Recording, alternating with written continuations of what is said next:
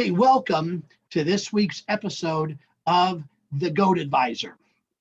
You all know that I'm Cole Wyant, and I guess I'm the GOAT Whisperer, and I'm going to introduce you today to Pete Kane, who is this week's selection as our GOAT Advisor. And GOAT, for those of you that are new with us, of course, is the acronym for the greatest of all time. So what I do is I go out as a consultant myself, working in the expense reduction world, and I'm constantly interacting with other consultants of various niches and categories and the like.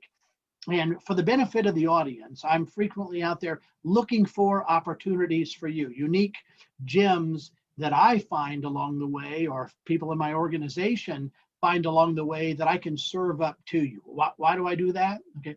Well, honestly, in the B2B professional service world, there's an awful lot of overcrowding in some areas, and frankly, there's a low barrier to entry in some of these areas. Frankly, the area we're in today has a very low barrier of entry. Someone can read one of these dummy books, right, and on the weekend and on Monday put their shingle out and hold themselves out to be a professional. And when we're talking about your business and working with someone from an advisory capacity, it's always safer if you're working with someone who is a proven entity or comes from a recommended, reliable resource. So we scour the world top to bottom to find the GOAT. We're looking for the advisor that you can really count on. And we have that today with Pete Kane. There's an award waiting for Pete at the end of the episode. Most of you guys are aware of the GOAT trophy. Pete's not seen one yet, so don't tell him we're going to sneak up on him with it. But Pete, introduce, if you would, yourself to the audience. Tell us a little bit about yourself and your background, and how you got into the digital marketing space, and just help them initially become acquainted with you, if you would. Awesome. Thank you, Cole. I appreciate you having me on the show. It's a real treat. And I myself live in Atlanta, Georgia, and the company is Digital Growth Atl. And so what we do is strategy is really my sweet spot, the area that I love the most. And when it comes to somebody's digital strategy, that's what we love to help companies with. Now, as far as, how long I've been in this industry, it's not that old, but I've been in marketing for maybe 25 years. And I found myself getting into marketing when I was in the restaurant distributor business. I didn't know too much about the cooking part and the food part, but I did know about marketing and loved it. So I would help the restaurant owners with their marketing. Then we fast forward to where social media started to come into play, and I was managing 10 people, and I had a young guy who, understood this. So I said, you teach us social media so we can bring it to our restaurants. So we kind of started that digital journey with that. And we were able to make some great inroads because that was very early into the social media. Facebook, maybe Instagram may have not even come out, but we put strategies together to help these restaurant owners really capitalize on social media. So I kind of really fell in love with it when my daughter said to me, she said, "Dad, you like marketing. Why don't you join Facebook?" That's for college kids. That's not for real marketers, Right. Yeah, it's just like, that's not for me. And then I signed up as a favor to her. All of a sudden I'm connected to all my nieces and nephews and people, and I'm going, oh my gosh, this is so easy to know what's going on. So that started my journey into the digital marketing world. And that might've been, I guess, a year or two after Facebook had been created. I love it because it's fast moving. Mm-hmm. Having an ADD brain, I'm always kind of, there's new strategies, there's things that we can do for our clients. You always have to stay abreast of what's going on, what's hot, what's not. But it gets down to basics in anything. And so that's really what we do for our clients is try to cover basics and then grow where their marketing budget is to be more effective. Okay, well, great. And I'm not an early adapter by any stretch of the imagination as it relates to social media, but I can tell you that if I have a missed call on my phone, the first thing I'm doing is Googling it to try to figure out who that is. Or obviously, probably all of you, if you have someone coming to see you at 2:30 this afternoon, you're going to do a quick search. We're going to look them up, right? We're going to look them up on LinkedIn. We're going to look up their website. We're going to see what Google has to say about them. Certainly, if your daughter is going out with a young man, right? Let's learn everything we can about that guy. Okay. Anybody who's offering to sell me anything, I'll have them looked into. I'll look into them myself or say, hey, tell me everything there is to know about this guy. I had a vendor just yesterday that I was looking to enter I'm reading a contract for the purpose of signing it.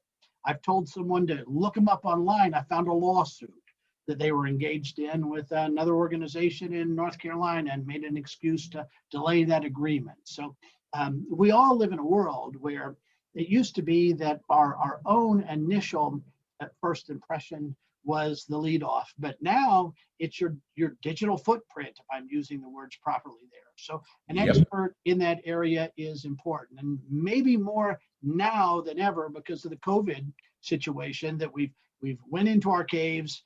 We're spending more time on the internet. We're doing Zoom meetings throughout the day. I'm curious, in the online world, the world you live in, how has the pandemic, how has COVID affected the world? And what do you see maybe as a post-COVID situation? There may be some unalterable permanent changes that happened as a result of what we've all been through the last several months. What say you? Yeah, that's a great question, Cole. So our business has just exploded now, mainly because people now have been exposed to things like Zoom and they're at home more, they can do some surfing and check things out. So I had to kind of walk clients through the importance of that digital first impression. It's just too easy to Google somebody's name and see what comes up. And we have to craft what people see. So if you're not going to put your strategy together, what people see, then all of a sudden things that you don't want to come up, or your competitor will come up in that first page. You got to dominate the first page, no doubt, which means more than just website and maybe your LinkedIn profile. Right. So you have to have various sites that tell Google who you are, what you do, where you do it. So there's a whole strategy of building out your digital first impression. So I look at it and I go, wow, this guy Cole, he looks good. Reviews look good, content look good, website looks good, LinkedIn looks good. Now let's move forward. If it doesn't, just like you said about the lawsuit, the big question mark comes up. You may not hear from the person, but all of a sudden crickets. They looked you up, they didn't like what they saw, they move on. And then they're not necessarily going to call you back and say, hey, your digital profile looked bad. So that's what you have to do. And what I always love to tell people is reputation marketing. That in itself, and I use the word marketing as a key word because reputation management, you manage your reputation, but your reputation is an asset. Just like your financial assets, you want to grow your reputation asset, which means when people look at you, and let's just say, Cole, you and I are having a conversation on the phone, and I say, hey, do you know a good sushi restaurant? You go, yeah, go down to this one. Great place. Go to it all the time. One-on-one conversation with you and me. No, it's not going to affect anybody but me. But a review online, and I got one for my country club, it had been viewed 5,043 times. Wow. So a review, single review, can be viewed tens of thousands of times. So as a business owner, you want to have a review strategy that enables you to grow your reputation. And as more reviews populate, more people see them, all of a sudden your score, and Google has, they call it an algorithm, starts rising, and then you start to see yourself in more places. That's interesting. You're right. how many times have we been in a situation where we were going, I had planned on, this was a substantial contract that I was looking to sign yesterday afternoon that I'm pausing on. I didn't call them and say, this is the reason that I'm pausing, but and it could very well be, we've all been, if we've been in business at all, we've been party to lawsuits, and it doesn't mean you did anything wrong, but it definitely meant that I needed to step back and pause. And so managing that online reputation, I think it's a relatively new term, isn't it? Reputation management, reputation marketing, reputation promotion is in the way I'm reading you. That's not something that's probably been around forever, but it's everything as it relates to as your acceptance. You just don't get a call returned and you don't know why, right? You don't get that contract signed and you don't necessarily know why. I'll ask you a little bit off topic. I watched a YouTube video the other day, and it said that there appears to be a little bit of a pulling back as far as the social media is concerned, and businesses' participation and their posts and the like. And then I hear that and I think, but in the pandemic, there's more people going online, and it didn't seem to be congruent for me. And I thought, well, I knew I was going to be with you today, and I thought, well, I'll ask the expert. And what is your take on that? In fact, is that happening? If it is happening, does that create an opportunity for the audience to be seized? What's your view? Yeah, that's a great question. Yeah, if we look at social media, and it's amazing that you can Google, like, let's just say dentists or attorneys or, roofers, and almost across the board, you'll see a drop off a year and a half ago, 2 years ago. Is that right? And it's like they were going strong. Then all of a sudden, it's like the faucet cut off. And what I think happens is they hear the word social media and they say, okay, let me get some stuff up on my Facebook and Instagram and whatever sites they're using. Maybe they get somebody in the office who's never done it before, or somebody in their family, and they start putting stuff up randomly, and all of a sudden they're like not getting much engagement, and it's just not working. So they're saying, wow, that probably just doesn't work for me, and they quit. Now, it does work, but there's a formula that we use. It's called recipe. So you got to have a variety. So the R stands for recreation. So we're putting recreational posts out there. The E is education. The C is the I'm trying to think. The C is the polls, conversation. Right. So surveys, polls, just things where you can get some conversation going, interaction, right? Help to kind of spur that post.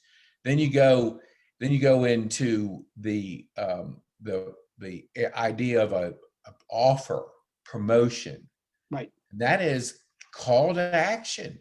Give somebody a reason to call you and take action. Then E's like E, we do like entrepreneurial, it's personal. So we got to know about Cole. We got to know about your business, your team, what's going on, and you're participating in the local community. So we use that. Not only do we use that formula, but we're more frequent than anybody else, because Facebook will just focus on them. It used to be where a lot of people would see your post. Now it's pay to play, and which means maybe 5% see that post. Well, that leaves a lot of people don't see it. So you have to be more frequent with the content you put out there. So when they do visit, they see it. And unless you want to pay, which there's nothing wrong with paying, but that's a whole different strategy. So the right content, the mixture of content will give people a great return for the system. So let me see if I'm slow in this area. Let me see if I'm following you here. First, I come from an athletic background. I know that golf is an important part of your life. What's the old saying? Practice makes perfect. And my coaches have always said to me, actually, that's not the case. Probably not the case in golf. If you practice doing it wrong, then it doesn't lead to perfect, right? It leads to worse, right? It's perfect practice makes perfect. Yes. And I think what maybe you're saying to me is if you go out there and you're just kind of ham and egging it, right? You're just kind of throwing stuff out there without a strategy and without an in place proven program, that you're likely to not get results. Then you don't get results, and you say, well, it doesn't work. It's not that it doesn't work the way they're doing it. And so I think what you're suggesting is that a well-formulated program, under the guide of an expert, is more likely to get them there. But you did raise the point of investments, and my audience is going to say, do I do it all organically? Does it make sense to have a budget? If so, one of the things that I've said in other podcasts, Pete, is if we're involved in something, we want to have a return. I'm an old direct marketing guy, and you and I off camera have had some conversations about direct marketing. You'd never find me on a billboard, right? How do I calculate what a billboard has done? In your world, in the online world, in social media, digital space, what is the opportunity to measure return on investment? What are reasonable returns to expect? Obviously, there's going to be some variance there. How would your guidance with one of my audience members be useful to them in making business decisions about what their investment should or shouldn't be? Yeah, great question. We combine reputation marketing with social media. That's our core. That's our foundation. And a business is spending a month $500 to $600. So that enables us to post like on 7 sites. We turn images, reviews into images. We manage the whole process of gathering the reviews, because if you're not intentionally asking, you're not going to get them. So we text and email clients and customers. And what we're trying to do is pull out those reviews and be consistent. Over 3 months, people don't really think they're real relevant. So you got to be constantly asking for the reviews, and we do it in a way that's professional. So we manage the database or manage the customer base to make sure that we're consistently, we don't want somebody to forget to ask. So we do that. We automate that for our clients. We turn them into images. So that base service is what probably about 70% of our clients will use. Okay. Then people will say, I want to do some advertising. So we do what we call storybook ads. And we have a formula that we use for ads, so 30-second video ads. So then we're doing Facebook and Google. So if somebody really wants to get further, that's a strategy. And then videos are real popular, and they're popular because people love them. I mean, just look at the popularity of YouTube. Right. Google loves them. Facebook loves them. So we create for our clients video reviews. So if you search Digital Growth ATL reviews, which people are going to search that term, they're going to take your name, like Jones Dental Practice. So reviews. So it's going to pop their reviews, but also a video. So you'll see my video, and we just put that one up a couple of weeks ago. As a matter of fact, on the second page top, there's 2 more. So we try to get more eye space, because when you look at the real estate people see on their phone or on the PC, you want to dominate that for your company. So that social proof is big. Nobody wants to be a fool and buy a service and find out it was crappy. So they look for other people to say, hey, this is a good service. This is a good restaurant. So what we're trying to do is make sure that validation comes through digitally. So yeah, and people will go up to $1,000, maybe $1,200, something like that. It depends on the returns. Pretty minor compared to the other areas that are tugging at them for investment dollars. Well, Pete, you and I are old guys, right? So we come from a place where your first impression, our fathers taught us at a young age, here's how you shake a hand, and you look them in the eye. And when you walk in a business environment, you have a shine on your shoes, right? Old style, right? A starched shirt, white collar, right? What's taken the place of that is the way that we're presenting ourselves online. right? Yep. We don't get to the point where they get the opportunity to shake our hand once the world starts spinning again, I guess, with the pandemic. But we don't get to that point if we've not passed muster with them online. So Yes. in terms of a digital first impression, I think we've kind of touched around it a little bit, but for the benefit of the audience, I want to hit it right in the center. Okay, if I'm going to make my best first impression online, one, how do I do that? And then, different than the old days when we shook hands, we're making an impression online with all of our competitors sitting right next to us in some cases, which wasn't the case in a one-on-one personal meeting. I'm wanting to shake your hand, but so are each one of my competitors. So in making that initial digital first impression and usurping that of competitive influences that are in the marketplace, what would your advice be to our audience for that? Yeah. The biggest mistake I see professionals, and it maybe it's speakers, it could be consultants, is they don't leverage and use Google My Business. When you look at it on a PC, it's the whole right side. Now, everybody, a lot of people have it if they're restaurants and retailers, brick and mortars, but you can have it and hide your address.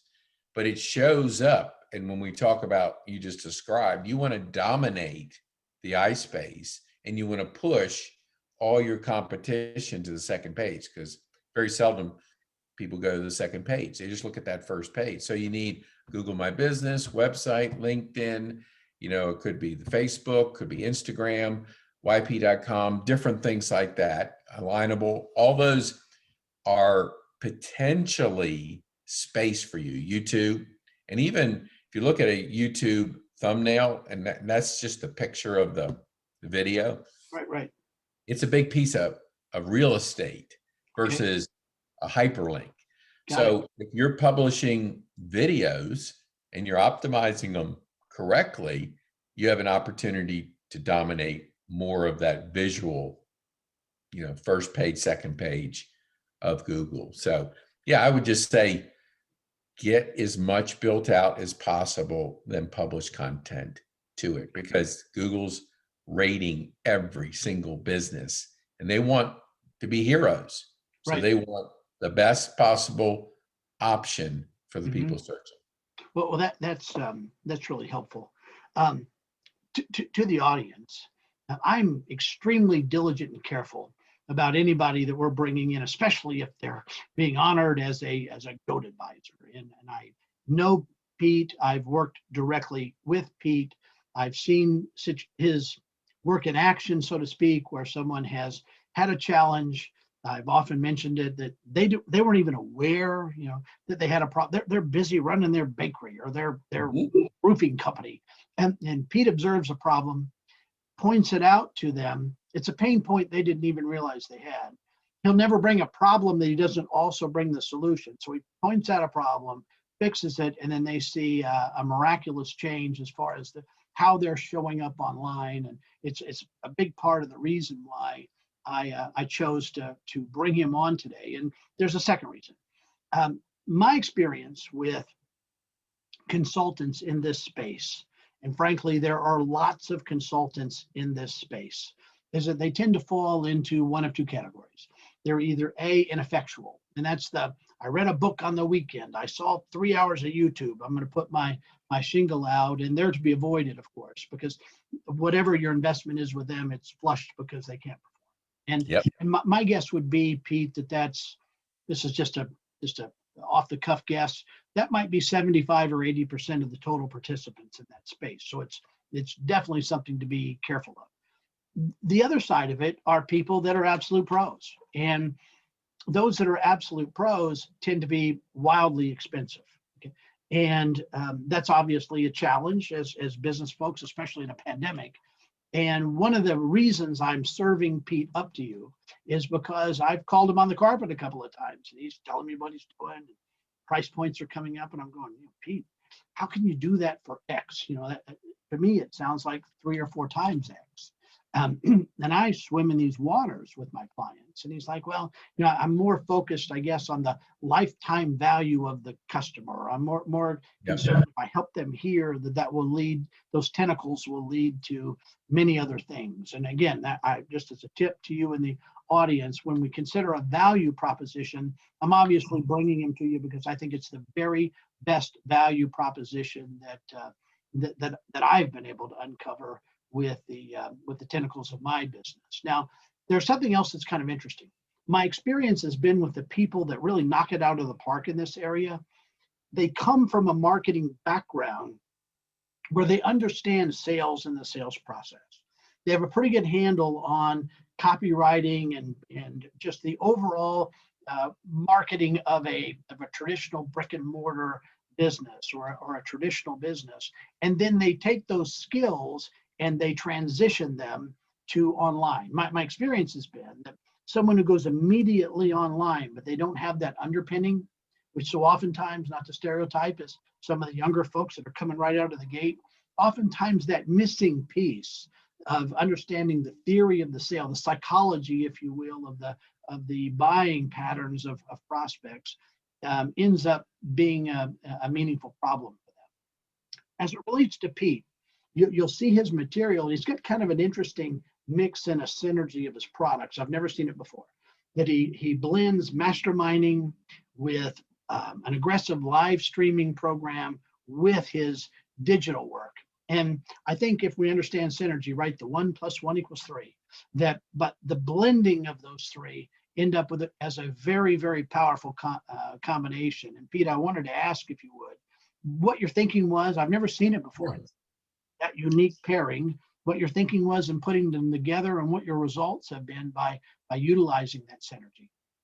Yeah, great question. So as you just stated, so I have a core of the digital marketing services that we provide to clients. And that takes up about 60 to 65% of our business. Then live streaming, which isn't too old, it came on with a service. I like StreamYard. I think they're one of the best out there because of just the ability to connect with different sites. But I'm able to give my clients a voice. And I'll tell you a story about a guy in Sioux Falls, South Dakota. I knew him when he lived in Atlanta. He moved up there, semi-retired, promotional business. Didn't know one person in Sioux Falls. And he called me, he says, Pete, what should I do marketing wise? I said, well, going the digital route with Google and stuff, that take us some time. Why don't we do your own promotional show?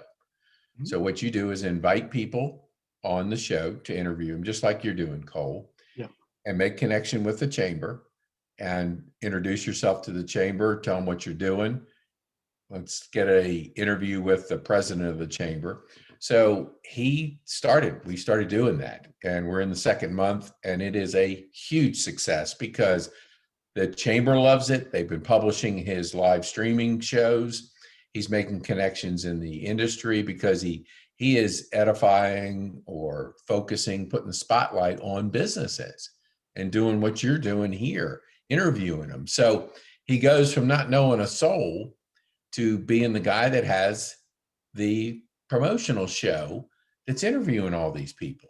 So that's where live streaming can come in. And then Mastermind, most of us have heard the term, right? But what I liked about Mastermind is if I do everything right on the digital side, that's a small percentage of the effectiveness of their business. If their customer service is terrible, if their financial reporting is terrible, if they don't have reoccurring income, if they don't have other things in shape, I can bring them new customers, but that might not do anything for their business. So value builders became something I got attracted to through a friend of mine, and then the mastermind group. So what I like to do is put business owners together in a mastermind setting. We do a set program, and it allows business owners for the first time with a lot of them to be around peers, to see and hear ideas from people from all different types of businesses. I think most business owners are isolated, which creates a problem because if you're not exposed to what's going on out there, if you can't have somebody help solve your problems, if you can't have somebody to talk to besides somebody in your company, you're missing tremendous opportunity. It changed everything for me. And I went through two of them Mhm. And I totally revamped my company. I didn't have a reoccurring model. I didn't have good financial performance reports. I Mhm. didn't have what I thought was taking me out of it because too many things ran through me. We call it in the value builder community, hub and spoke.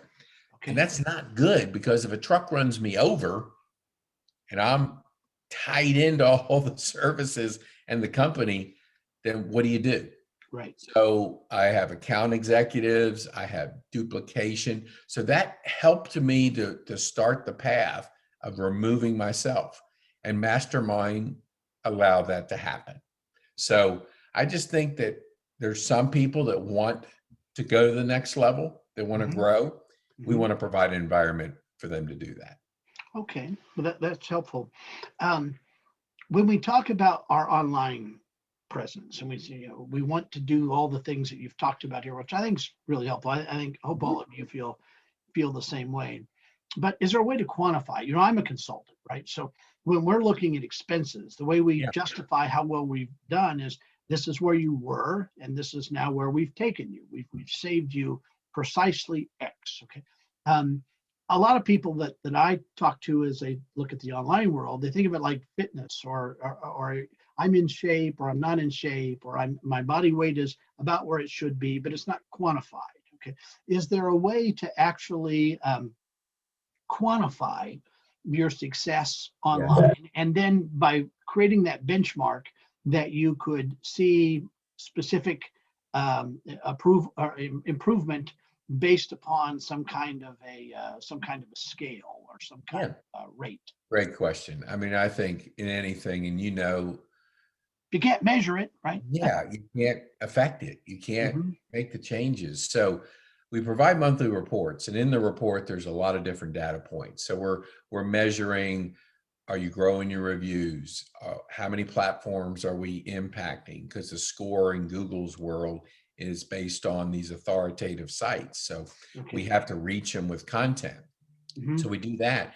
Social offers gives us the ability to track. So we put a free, X with this offer for 2 weeks, and then we test it against 25% off for these 2 weeks. So we do A and B testing so we can track how many people took advantage of that, because you always have to be testing and you always have to be looking at what will get the phone to ring.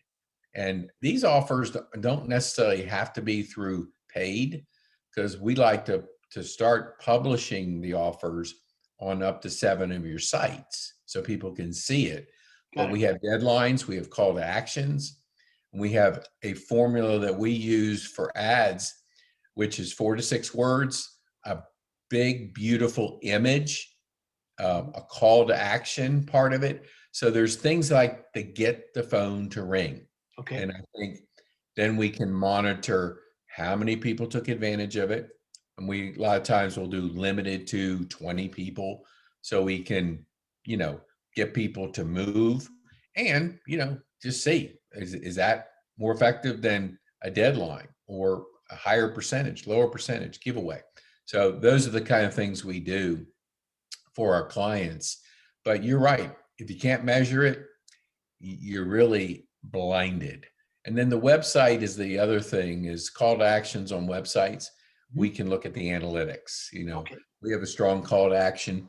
We have a good chance of Okay. seeing how many people are reacting to that. Okay. Well, that's great. Um, I imagine all of you by now have gotten a taste and you're able to see the value that Pete Kane brings to the table. It probably is pretty evident to you as to why I hand selected him as our GOAT advisor for the week. Let me say to you though that I know Pete, and what you've really gotten is the tip of the iceberg. What I enjoy about the relationship with Pete, and have worked now and have worked with Pete on multiple projects, is that not only is he effective in the digital marketing space, but one of the things that you get for free is years of successful business or marketing experience. He's a sounding board. It's not uncommon if I hit some kind of a challenge that I'm reaching out to him and say, hey, Pete, what do you think about this? I've always found him to be both accessible and offering me meaningful advice that frankly, I'm used to having to pay big money for it. The meter's never on if you're working with Pete to have that kind of counsel and that kind of help. So, so I would encourage you to understand that what we've talked about today, unless I pin them down for another 7 hours, is just going to be a taste of what the overall opportunities are for you, but it ought to be pretty clear. And I can assure you that we go through a lot of wheat and chaff, right? Chaff, wheat before we select a goat to be able to put before you. So today, Pete, is a very important day in your life. Okay? And the reason it's an important day in your life is that you've now hit the pinnacle in your career as both a marketing consultant and a business person. And that pinnacle is that we're going to bestow on you something that is more valued, some tell me, than the Heisman Trophy.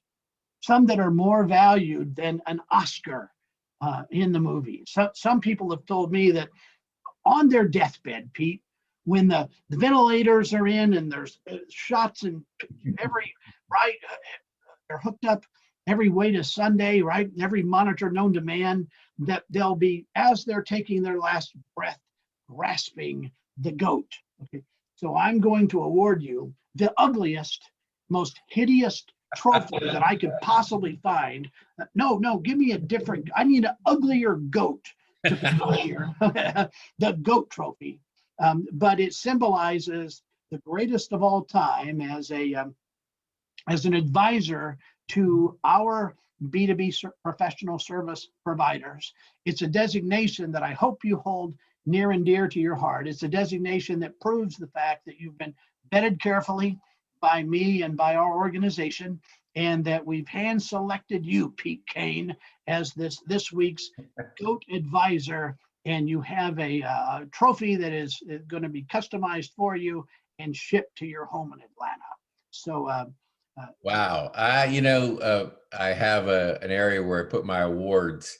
I'm going to have to make some room because the visual of it looks really good. And, to be selected as a GOAT advisor, maybe there might be an Emmy that could be a little bit better. My world, since right. I don't perform, that's a notable and a valuable award. Well, I guess in your world, it's second only to a green blazer, right? Oh, yes. Yes, totally. And we're willing to take the back seat. Pete's in Georgia, so we're willing to take a back seat to the green blazer. Pete, thank you so much for joining us today. If you don't mind sharing how our people can contact you. Could I share one thing with your audience too? Yeah, please, and then tie it up with how people, I know they're going to want to reach it. So how they can reach out to you. So share something, and then also make sure that they know how more ways to reach you than your family. Awesome. It's always good to see where you stand in reputation and a couple other factors. So if you go to the website freereputationscorenow.com, that's free reputationscorenow.com. You can take just put your business in there and it'll give you a report, and there's a nice lady that will explain it, but it'll give you a sense of how do I look? Because like anything, you want to know, how do I compare to my competitor? You can put your competitor in there, see how they look. So that's just available to anybody that wants to, take that. We call it a reputation score audit. And my number to reach me is 404-428-3006, 404-428-3006, or Pete at digitalgrowthatl.com. So, okay. All right, man, thank you, Cole. Thank you. I'm just I'm loving the GOAT Award. I got to put it on my personal Facebook page and let my family and friends know that I've gotten. You've arrived, Pete. You are the GOAT. Thanks all of you for joining us this week. It's been a wonderful opportunity to share some time with Pete, and hopefully all of you have benefited by the hard work we do in ferreting out and providing for you carefully vetted GOATs to be able to help you improve your business. Thanks once again for your time and attention. Oh, my pleasure, Cole. Thank you for having me.